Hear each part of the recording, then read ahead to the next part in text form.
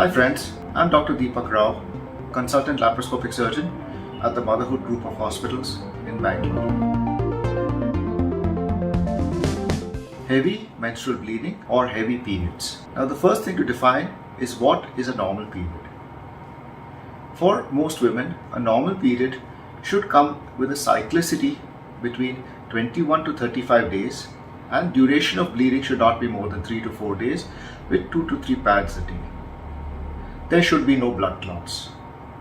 If the periods are coming more frequently than 21 days, if the periods are lasting longer than 3 to 4 days, if a patient needs to use more than 3 to 4 pads in a day or more than 3 to 4 tampons in a day, or if the bleeding is with heavy passage of clots, then this qualifies as heavy menstrual bleeding or heavy periods. Heavy periods can be seen at any age, from a patient who is around the teenage group till the patient is menopausal. The causes are usually differing depending on the age group of the patient. For young patients, the commonest cause is hormonal imbalances like polycystic ovaries, and these can be treated quite conservatively.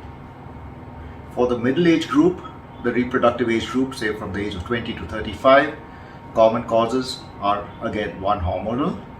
2, some of these patients have growths inside the uterus. These growths can be something like polyps, which are growths of the lining of the uterus. These are called endometrial polyps. Some patients have fibroid tumors, which are growths of the wall of the uterus.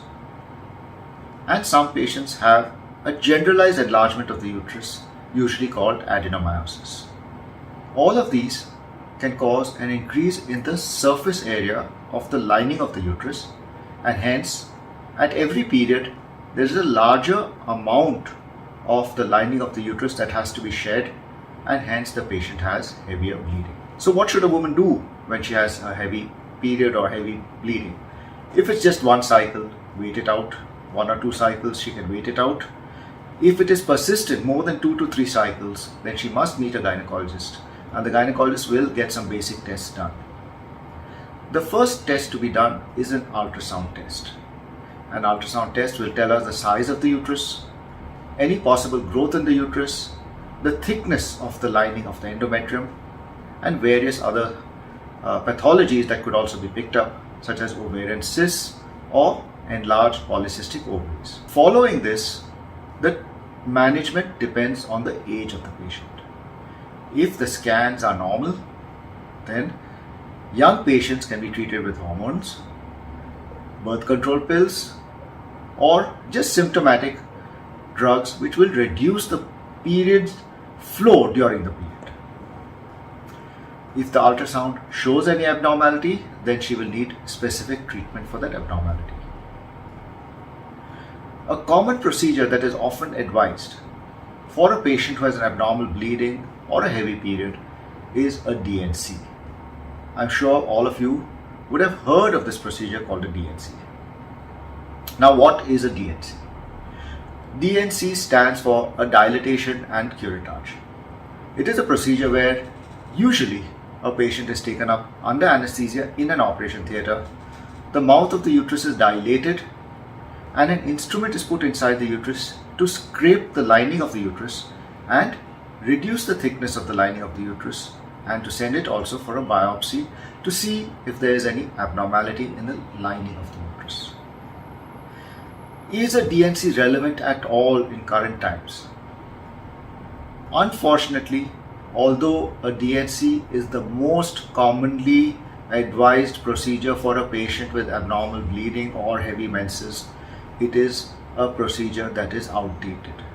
If you go to your gynecologist with heavy menstrual bleeding or heavy periods and he or she advises a D&C, please question that decision. Why is a D&C outdated? A D&C was acceptable in the olden days when we had no better modalities of investigating abnormal bleeding. But a D&C is a blind procedure. One cannot see what one is curating or scraping out, and very often the lesion or the diagnosis is completely missed by a D&C. The current gold standard for a patient with abnormal bleeding is a procedure called a hysteroscopy. A hysteroscopy is a procedure where a camera is attached to a thin telescope, and the telescope is inserted into the cavity of the uterus, and the entire cavity of the uterus is visualized in high definition on a large screen. Now, this will help pick up pathologies or diseases which ultrasound scans often miss.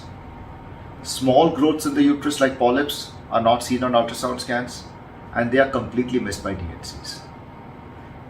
Hysteroscopies can pick these up. Small cancerous conditions or precancerous conditions are also more than 50% of the time missed by a blind procedure like a DNC. A hysteroscopy can pick this up. If a hysteroscopy is done correctly, a very accurate diagnosis of the cause of the bleeding can be reached, and the treatment can be appropriately made. Most of the time, if a blind DNC is done, neither is a diagnosis made nor is the treatment made, and the patient's problem persists further, and she goes from doctor to doctor, usually with no solution in sight. Another very important reason for heavy menstrual bleeding or heavy periods is malignancies or cancers of the lining of the uterus. Again, these are best picked up by a hysteroscopy, and blind DNCs will miss more than 50% of these lesions. So again, to reiterate, a DNC is not a procedure that has any role in modern gynecology. It can be combined with a hysteroscopy. So a hysteroscopic guided DNC is a procedure certainly worth doing, but not a DNC alone. When is a DNC really needed? There are very few indications for a plain DNC to be done. A common indication for a DNC alone to be performed is for what is called a missed abortion or a spontaneous miscarriage, where a patient has got pregnant, the pregnancy is not growing, and either she has aborted part of the pregnancy or she is having some bleeding with dead fetal tissue inside the uterus. This is one of the main indications of a DNC which are acceptable in modern times. A second indication for DNC is in a rare condition called a molar pregnancy. Now, this is a topic by itself, so we will not discuss it now, but it's a fairly rare condition. A third indication for a DNC is if after a delivery or a miscarriage, pieces of tissue of the placenta or the baby or the fetus are left behind inside the uterus, then again a DNC without a hysteroscopy is justified. In no other circumstances of any abnormal bleeding or heavy menstrual bleeding or heavy periods is a DNC justified in any way at all. Now, the treatment of abnormal uterine bleeding or heavy menstrual bleeding is a topic by itself, which we will cover in another video. Take care, people. COVID is serious and COVID has spread rampantly. Please do take care and follow all COVID guidelines. Thank you for a patient listening.